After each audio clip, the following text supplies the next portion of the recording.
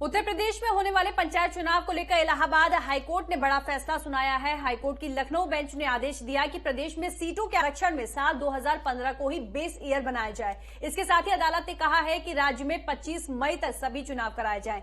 Allahabad high court की Lucknow bench ने यह आदेश दिया है कि इस पूरी प्रक्रिया को 27 मार्च तक पूरा किया जाए और आगे चुनावों की तैयारी कर दी जाए। हाईकोर्ट के आदेश से साफ है कि यूपी में अब पंचायत चुनाव नए आरक्षण से कराए जाएंगे।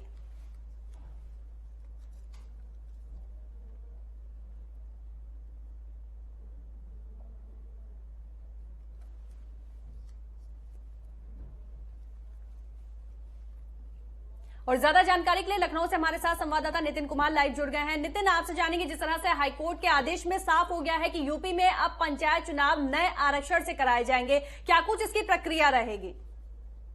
देखिए, अभी जो पंचायत चुनाव की जो आरक्षण सूची जारी करी गई थी, उस आरक्षण सूची को जो बेस बनाया गया था, वो बेस था 15 साल पुराना। मतलब 15 साल पहले जो आरक्षण का रोटेशन था, वो रोटेशन इस बार के चुनाव में लागू किया गया था, जिसको कहीं ना कहीं जो चुनौती है सरकार के ऊपर वो कोर्ट में दी गई थी, जिस पर सुनवाई हुई है आज। और सुनवाई में ये कहा गया है हाईकोर्ट की तरफ से कि ये जो बेस बनाया गया है, ये 2015 को अब इसका बेस बनाया जाए। मतलब 15 साल पुराना बेस ना बनाया जाए, 2015 बनाया जाए। कारण इसका बताया ये क्या है कि 2015 को बेस इसलिए बनाया जाए क्योंकि अगर 15 साल पुराना बेस बनाया जाता है तो उस दौरान जो परिसीमन था और जो जातीय समीकरण थे, उनसे बहुत कुछ उलट हो चुका है। क्योंकि जहां पर एससी ओबीसी के वोटर्स ज्यादा है, वहां पर जनरल कैंडिडेट को बना दिया गया है। जहां पर जनरल के कैंडिडेट ज्यादा है, जनरल के लोग ज्यादा है, वहां पर एससी ओबीसी का कैंडिडेट खड़ा कर दिया गया है। उसकी आरक्षण सूची जारी कर दी गई है। तो ऐसे में हाईकोर्ट ने अब इसमें सख्ती दिखाई और उन्होंने कहा है कि 2015 में जो परिसीमन के आधार पर और जातीय समीकरण के आधार पर जो आरक्षण सूची जारी करी गई थी, उसके ही आधार पर इस बार भी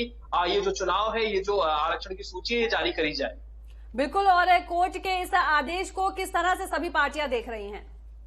देखिए, पार्टियों की बात करी जाए तो कहीं ना कहीं अब चुनाव आयोग के सामने बड़ी जो चुनौती है वो है, क्योंकि बहुत ही जल्दी अब क्योंकि 27 मार्च तक का समय दिया गया है कि 27 मार्च तक इस पूरे काम को निपटा दिया जाए और मई के पहले तक ये जो चुनाव है, ये मई में खत्म हो जाना चाहिए, ऐसा भी कोर्ट ने कहा है। तो साफ तौर पर अब फिर से एक नए सिरे से काम होगा और 2015 के बेस के आधार पर फिर से जो सीटों का समीकरण है और जो जातीय समीकरण है, परिसीमन के आधार पर प्रत्याशियों की घोषणा करी जाएगी कि कहां पर किस जाति का और कौन सा कैंडिडेट हो सकता है, किस जाति का हो सकता है। और कहीं ना कहीं अगर राजनीतिक दलों की बात की जाए तो लगभग सभी ने तैयारी पहले कर ली थी, क्योंकि जो आरक्षण की सूची आई थी उसके आधार पर पार्टियों ने तैयारी करी थी। लेकिन अब फिर से एक बार नए सिरे से देखना ये होगा कि कहां पर कौन कौन सा बदलाव हुआ है और वहां पर कौन सा प्रत्याशी पार्टी कहां पर उतारती है।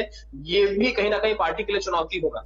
बिल्कुल। और चुनाव कराने के लिए भी एक डेडलाइन, एक तारीख को निश्चित कर दिया है कोर्ट ने। ऐसे में सभी पार्टियों की एक तैयारी को किस तरह से देखा जा रहा है, कितने दमखम के साथ उतर रही हैं?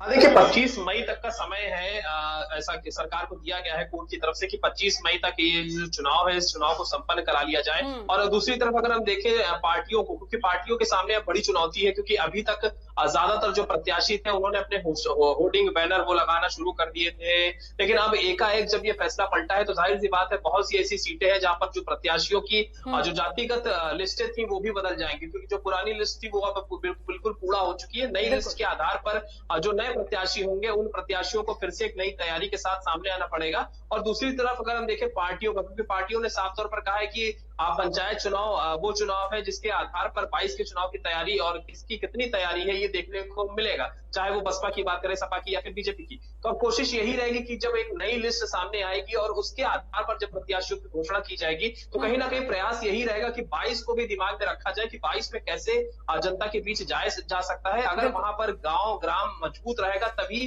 जो वोट है 22 का वो मजबूती से गिरेगा पार्टी के खेमे में।